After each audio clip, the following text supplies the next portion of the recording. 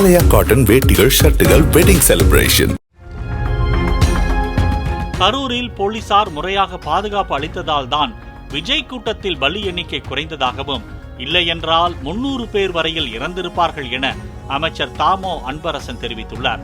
சென்னை நங்கநல்லூர் அரசு ஆண்கள் பள்ளியில் அமைச்சர் கோவி செழியனுடன் சேர்ந்து இலவச மிதிவண்டி வழங்கிய அவர், கரூர் சம்பவத்திற்கு பிறகு அரசு ஏற்படுத்திய வழிகாட்டு நெறிமுறைகள் புதுச்சேரியில் பின்பற்றப்பட்டதாக கூறினார். புதுச்சேரி அரசு வழங்கக்கூடிய பாதுகாப்பு கூட தமிழக அரசு வழங்கவில்லைன்னு புதுச்சேரி அரசு இன்னைக்கு வழங்கிய போலீஸ் பாதுகாப்பு கூட தமிழக அரசு வழங்கவில்லைன்னு பாதுகாப்பு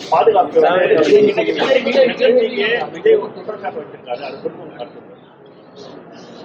41 பேர் இறந்ததுக்கு அப்புறம் தான் இவ்வளவு பேர் சட்ட நீதிமன்றத்துக்கு போய் நீதிமன்றம் உத்தரவு போட்டு இப்படிலாம் ஒரு கட்டுப்பாட்டோடு நடத்தணும்னு சொல்லி உத்தரவு போட்டதுக்கு அப்புறம் தான் இன்றைக்கி நிகழ்ச்சி நடக்குது இல்லையா. இன்றைக்கி பெரிய கட்டுப்பாட்டோடு இன்றைக்கி அந்த கூட்டம் நடக்குதுன்னு சொன்னால் மேலே நீதிமன்றம் அரசுக்கெல்லாம் இன்றைக்கி உத்தரவு போட்டு இன்றைக்கி அந்த நிகழ்ச்சி நடக்குது.